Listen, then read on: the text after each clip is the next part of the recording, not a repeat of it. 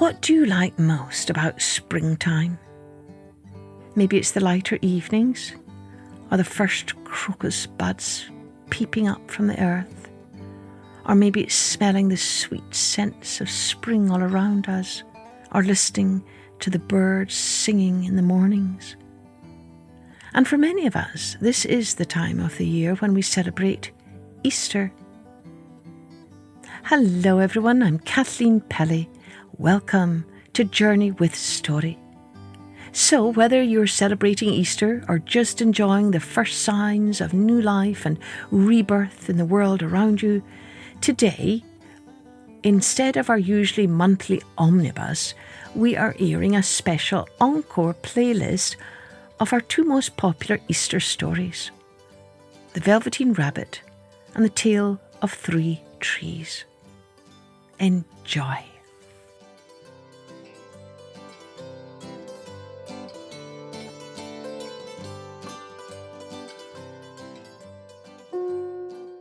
Now, let's take an encore journey with The Velveteen Rabbit by Marjorie Williams.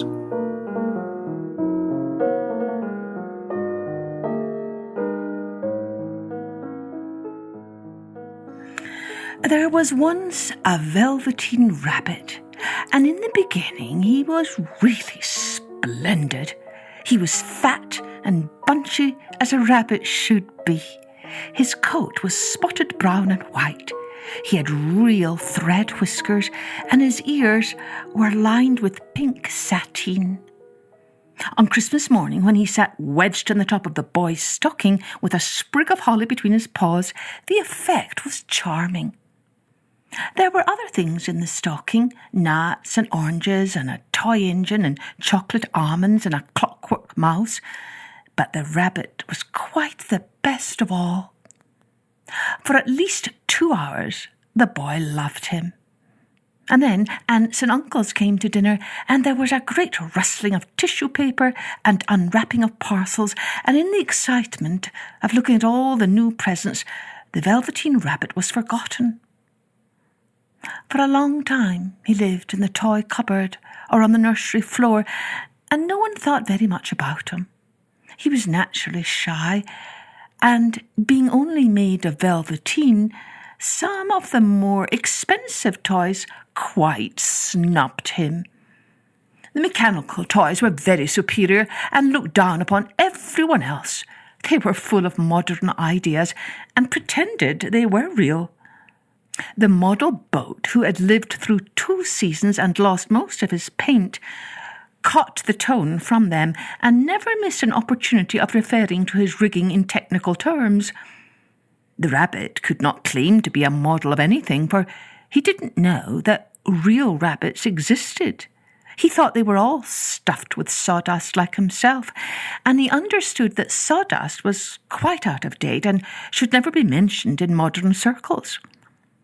Even Timothy, the jointed wooden line who was made by the disabled soldiers and should have had broader views, put on airs and pretended he was connected with government. Between them all, the poor little rabbit was made to feel himself very insignificant and commonplace, and the only person who was kind to him at all was the Skin Horse. The Skin Horse had lived longer in the nursery than any of the others. He was so old that his brown coat was bald in patches and showed the seams underneath, and most of the hairs in his tail had been pulled out to string bead necklaces. He was wise, for he had seen a long succession of mechanical toys arrive to boast and swagger, and by break their mainsprings and pass away. And he knew that they were only toys and would never turn into anything else. For nursery magic is very strange and wonderful, and only those playthings that are old and wise and experienced, like the Skin Horse, understand all about it. "What is real?" asked the rabbit one day when they were lying side by side near the nursery fender before Nana came to tidy the room. Does it mean having things that buzz inside you and a stick-out handle? Real isn't how you're made, said the Skin Horse. It's a thing that happens to you. When a child loves you for a long, long time, not just to play with, but really loves you, then you become real. Oh, does it hurt? Asked the rabbit. Sometimes, said the Skin Horse, for he was always truthful. When you're real, you don't mind being hurt. Does it happen all at once, like being wound up? He asked, or bit by bit? It doesn't happen all at once, said the Skin Horse. You become. It takes a long time. That's why it doesn't happen often to people who break easily or have sharp edges or have to be carefully kept. Generally, by the time you are real, most of your hair has been loved off and your eyes drop out and you get loose in the joints and very shabby. But these things don't matter at all because once you are real, you can't be ugly, except to people who don't understand. I suppose you are real, said the rabbit. And then he wished he had not said it, for he thought the Skin Horse might be sensitive. But the Skin Horse only smiled. The boy's uncle made me real, he said. That was a great many years ago, but once you're real, you can't become unreal again. It lasts for always. The rabbit sighed. He thought it would be a long time before this magic called real happened to him. He longed to become real, to know what it felt like, and yet the idea of growing shabby and losing his eyes and whiskers was rather sad. He wished that he could become it without these uncomfortable things happening to him. There was a person called Nana who ruled the nursery. Sometimes she took no notice of the playthings lying about, and sometimes, for no reason whatever, she went swooping about like a great wind and hustled them away in cupboards. She called this tidying up, and the playthings all hated it, especially the tin ones. The rabbit didn't mind it so much, for wherever he was thrown he came down soft. One evening, when the boy was going to bed, he couldn't find the china dog that always slept with him.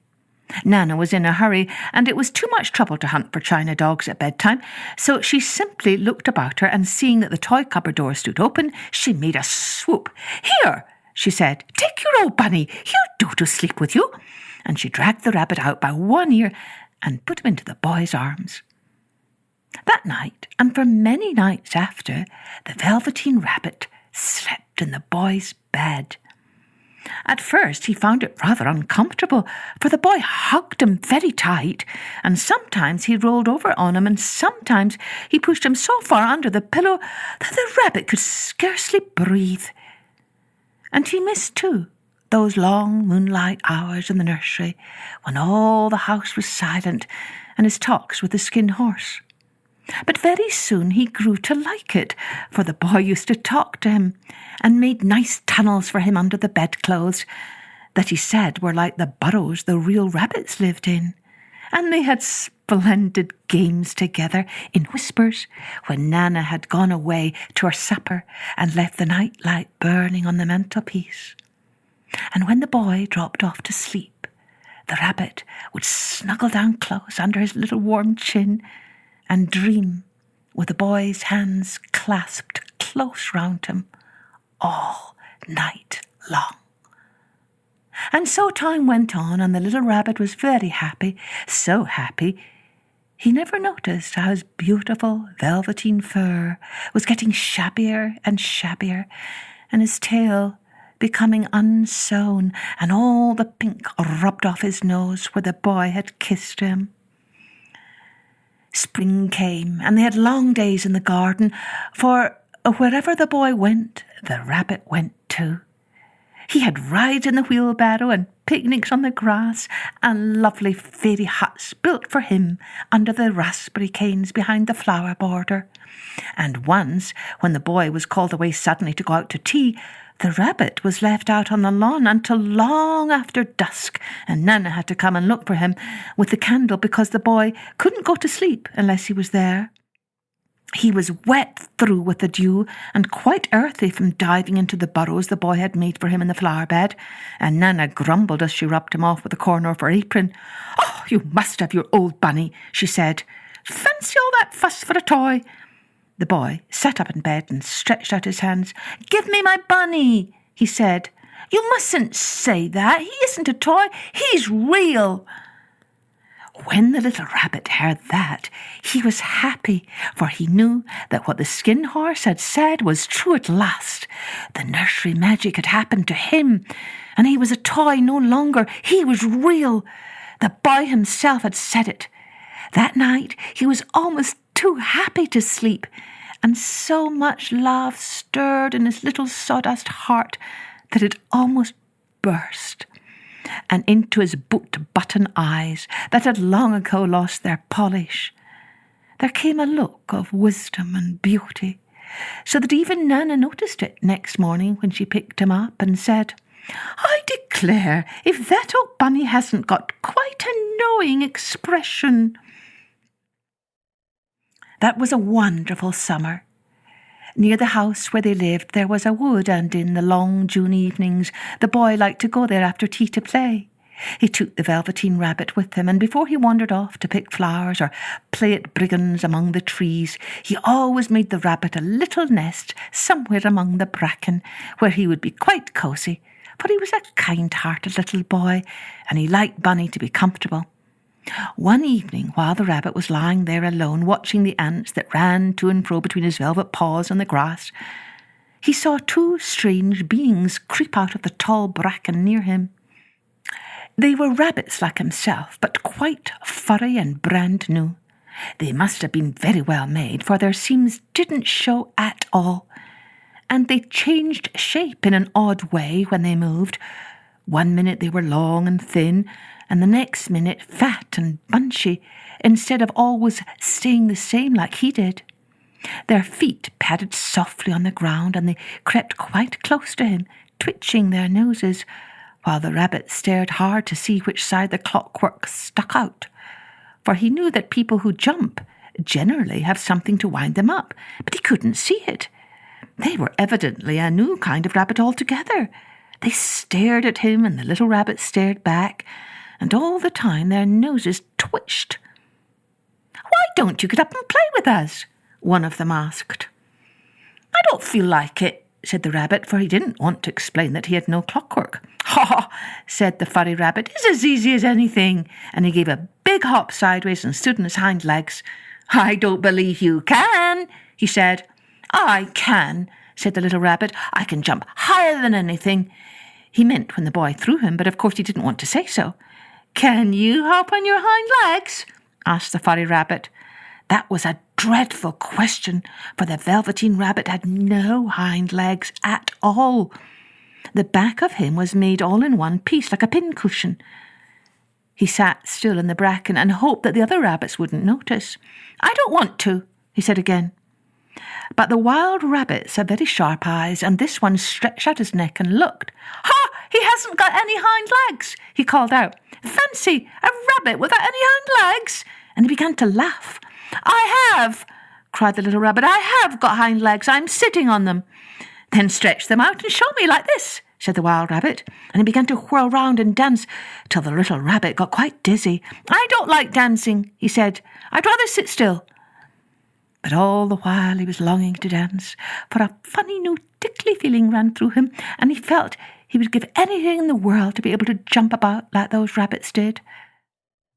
The strange rabbit stopped dancing and came quite close. He came so close this time that his long whiskers brushed the Velveteen Rabbit's ear, and then he wrinkled his nose suddenly and flattened his ears and jumped backwards.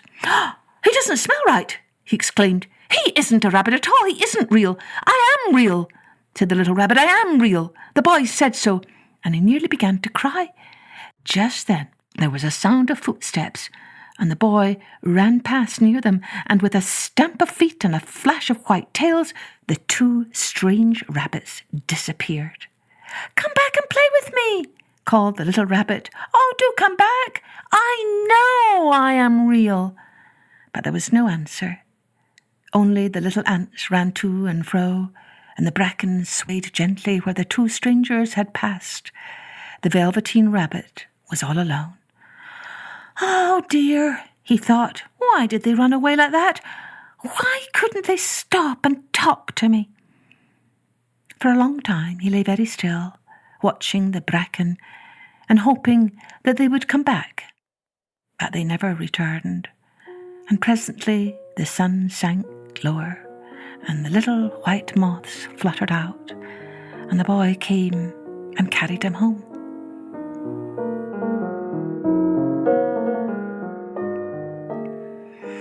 Weeks passed, and the little rabbit grew very old and shabby, but the boy loved him just as much. He loved him so hard that he loved all his whiskers off, and the pink line to his ears turned grey, and his brown spots faded. He even began to lose his shape, and he scarcely looked like a rabbit anymore, except to the boy. To him, he was always beautiful, and that was all that the little rabbit cared about. He didn't mind how he looked to other people, because the nursery magic had made him real, and when you are real, shabbiness doesn't matter. And then, one day, the boy was ill. His face grew flushed, and he talked in his sleep, and his little body was so hot that it burned the rabbit when he held him close. Strange people came and went in the nursery, and a light burned all night, and through it all the little Velveteen Rabbit lay there, hidden from sight under the bedclothes, and he never stirred, for he was afraid that if they found him, someone might take him away, and he knew that the boy needed him. It was a long, weary time, for the boy was too ill to play, and the little rabbit found it rather dull, with nothing to do all day long. But he snuggled down patiently and looked forward to the time when the boy should be well again, and they would go out into the garden amongst the flowers and the butterflies and play splendid games in the raspberry thicket like they used to. All sorts of delightful things he planned, and while the boy lay half asleep, he crept up close to the pillow and whispered them in his ear, and presently the fever turned, and the boy got better. He was able to sit up in bed and look at picture books while the little rabbit cuddled close at his side, and one day they let him get up and get dressed.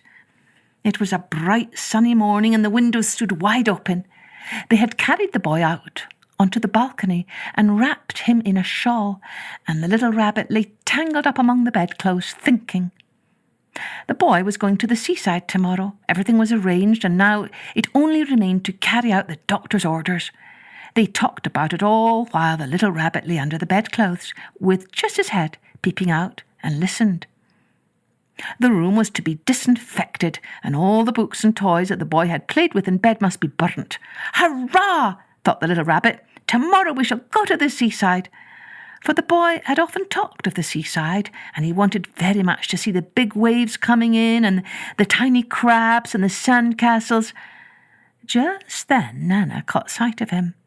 "Oh, how about his old bunny?" she asked. "That?" said the doctor. "Why, it's a mass of scarlet fever germs. Burn it at once." "What? Nonsense. Get him a new one. He mustn't have that any more." And so the little rabbit was put into a sack with the old picture books and a lot of rubbish, and carried out to the end of the garden behind the fowl house. That was a fine place to make a bonfire, only the gardener was too busy just then to attend to it. He had the potatoes to dig and the green peas to gather, but next morning he promised to come quite early and burn the whole lot. That night the boy slept in a different bedroom, and he had a new bunny to sleep with him. It was a splendid bunny, all white plush, with real glass eyes. But the boy was too excited to care very much about it, for tomorrow he was going to the seaside, and that in itself was such a wonderful thing that he could think of nothing else. And while the boy was asleep, dreaming of the seaside, the little rabbit lay among the old picture books in the corner behind the fowl house, and he felt very lonely. The sack had been left untied, and so by wriggling a bit he was able to get his head through the opening and look out. He was shivering a little, for he had always been used to sleeping in a proper bed, and by this time his coat had worn so thin and threadbare from hugging that there was no longer any protection to him. Nearby he could see the thicket of raspberry canes growing tall and close like a tropical jungle in whose shadow he had played with the boy on bygone mornings. He thought of those long sunlit hours in the garden. Oh, how happy they were! And a great sadness came over him. He seemed to see them all pass before him, each more beautiful than the other. The fairy huts in the flower bed, the quiet evenings in the wood when he lay in the bracken and the little ants ran over his paws, and the wonderful day when he first knew that he was real. He thought of the skin horse, so wise and gentle, and all that he had told him. Of what use was it to be loved and lose one's beauty and become real if it all ended like this? And a tear, a real tear, trickled down his little shabby velvet nose and fell to the ground. And then a strange thing happened, for where the tear had fallen, a flower grew out of the ground, a mysterious flower, not at all like any that grew in the garden. It had slender green leaves, the colour of emeralds, and in the centre of the leaves a blossom like a golden cup. It was so beautiful that the little rabbit forgot to cry and just lay there watching it. And presently the blossom opened, and out of it there stepped a fairy. She was quite the loveliest fairy in the whole world.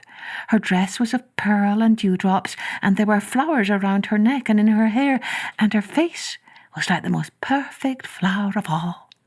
And she came close to the little rabbit, gathered him up in her arms, and kissed him on his velveteen nose that was all damp from crying. "Little rabbit," she said, "don't you know who I am?" The rabbit looked up at her, and it seemed to him that he had seen her face before, but he couldn't think where. "I am the nursery magic fairy," she said. "I take care of all the playthings that the children have loved. When they are old and worn out and the children don't need them any more, then I come and take them away with me and turn them into real." "Oh, wasn't I real before?" asked the little rabbit. "Oh, you were real to the boy," the fairy said, "because he loved you. Now you shall be real to everyone." And she held the little rabbit close in her arms and flew with him into the wood. It was light now, for the moon had risen. All the forest was beautiful, and the fronds of the bracken shone like frosted silver. In the open glade between the tree trunks, the wild rabbits danced with their shadows on the velvet grass. But when they saw the fairy, they all stopped dancing and stood round in a ring to stare at her. "I've brought you a new playfellow," the fairy said. "You must be very kind to him and teach him all he needs to know in Rabbit Land, for he is going to live with you forever and ever." And she kissed the little rabbit again and put him down on the grass. "Run and play, little rabbit," she said. But the little rabbit sat quite still for a moment and never moved. For when he saw all the wild rabbits dancing around him, he suddenly remembered about his hind legs, and he didn't want them to see that he was made all in one piece. He did not know that when the fairy kissed him that last time, she had changed him altogether, and he might have sat there a long time, too shy to move, if just then something hadn't tickled his nose, and before he thought what he was doing, he lifted his hind toe to scratch it, and he found that he actually had hind legs. Instead of dingy velveteen, he had brown fur, soft and shiny. His ears twitched by themselves, and his whiskers were so long that they brushed the grass. He gave one leap, and the joy of using those hind legs was so great that he went springing about the turf on them, jumping sideways and whirling round as the others did, and he grew so excited that when at last he did stop to look for the fairy, she had gone. He was a real rabbit at last, at home with the other rabbits. Autumn passed, and winter, and in the spring, when the days grew warm and sunny, the boy went out to play in the wood behind the house. and while he was playing, 2 rabbits crept out from the bracken and peeped at him. One of them was brown all over, but the other had strange markings under his fur, as though long ago he had been spotted, and the spots still showed through. And about his little soft nose and his round black eyes there was something familiar, so that the boy thought to himself, "Why, he looks just like my old bunny that was lost when I had scarlet fever." But he never knew that it really was his own bunny, come back to look at the child who had first helped him to be real.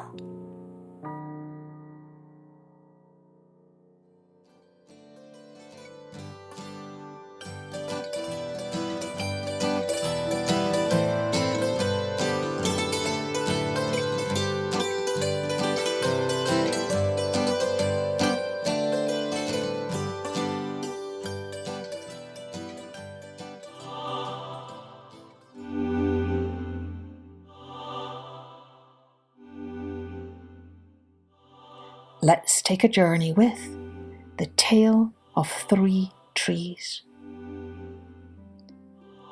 Once upon a mountain top, 3 little trees stood and dreamed of what they wanted to become when they grew up. The first little tree looked up at the stars and said, "I want to hold treasure. I want to be covered with gold and filled with precious stones. I will be the most beautiful treasure chest in the world." The second little tree looked out at the river trickling by on its way to the ocean. "I want to set sail on the high seas, carrying powerful kings. I will be the strongest ship in the world." The third little tree looked down into the valley below, where men and women were hard at work in a busy, bustling town. "I don't want to leave the mountain top at all. I want to grow so tall that when people stop to look at me, they'll raise their eyes to heaven and think of God.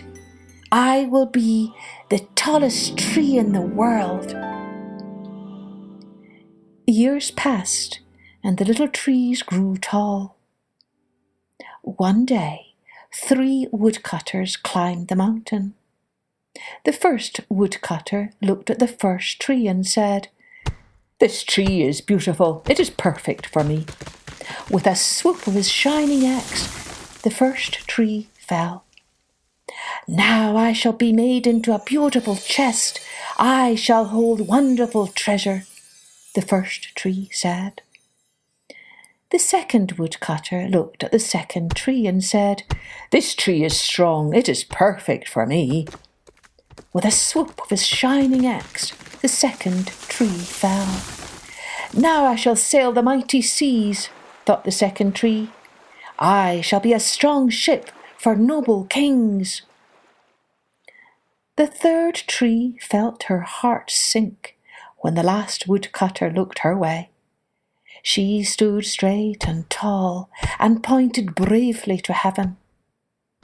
But the woodcutter never even looked up. "Any kind of tree will do for me," he muttered. With a swoop of his shining axe, the third tree fell. The first tree rejoiced when the woodcutter brought her to a carpenter's shop. But the carpenter fashioned the tree into a feed box for animals. The once beautiful tree was not covered with gold or filled with treasure. She was coated with sawdust and filled with hay for hungry farm animals. The second tree smiled when the woodcutter took her to a shipyard. But no mighty ship was made that day. Instead, the once strong tree was hammered and chiselled into a simple fishing boat. She was too small and too weak to sail to an ocean or even a river. Instead, she was taken to a small lake. The third tree was bewildered when the woodcutter cut her into strong beams and left her in a lumberyard. What happened? The once tall tree wondered. All I ever wanted was to stay on the mountain top and point to God. Many, many days and nights passed. The 3 trees nearly forgot their dreams.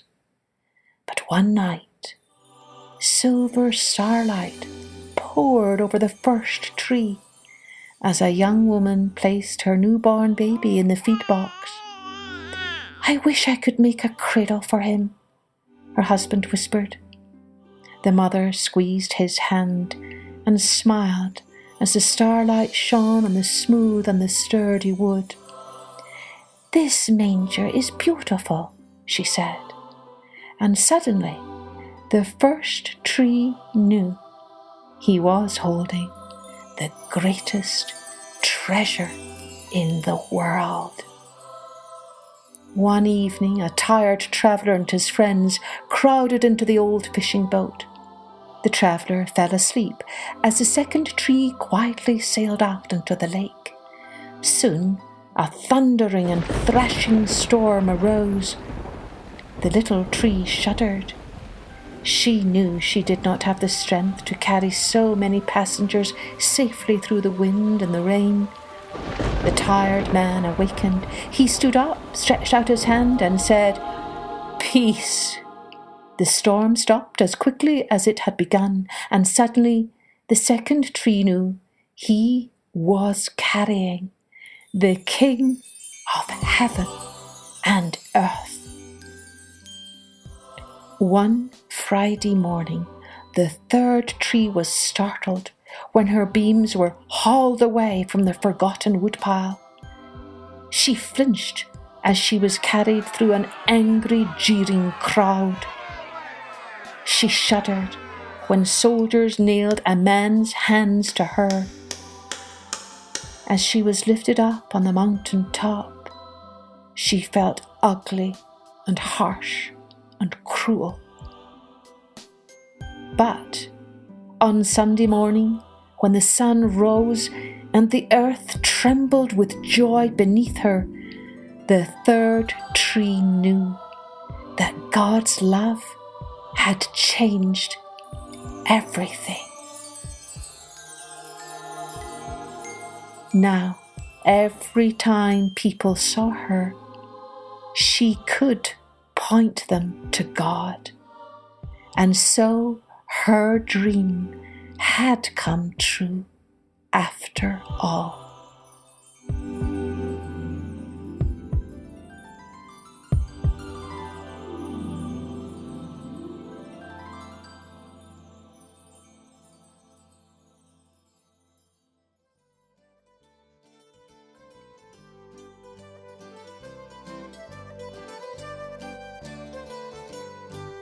Happy Easter, happy spring to all of our listeners. Cheerio. Join me next time for Journey with Story.